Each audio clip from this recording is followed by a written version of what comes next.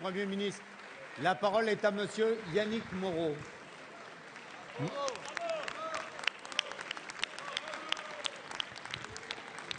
Monsieur le Président, chers collègues, ma question s'adresse à Monsieur le Premier ministre.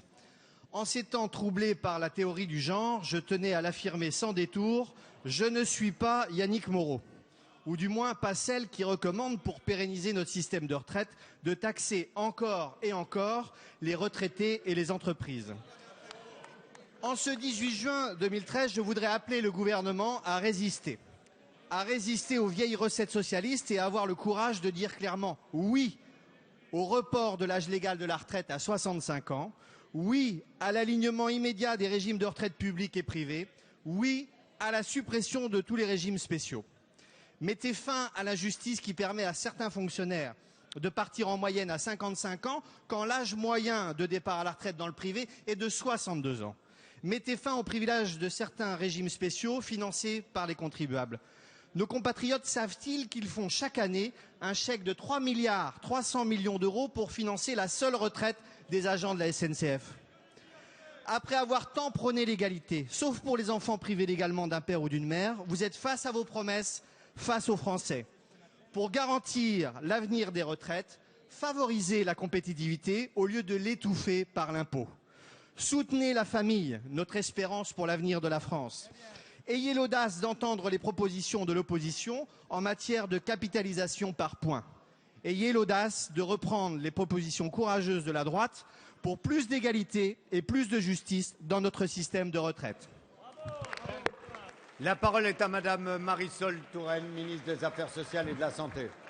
Merci Monsieur le Président, Mesdames et Messieurs les députés. Monsieur le député Yannick Moreau, à dire vrai, vous faites preuve de tellement peu de subtilité qu'il y avait peu de chances qu'on vous confonde avec la personne qui a présenté un rapport au gouvernement il y a quelques jours.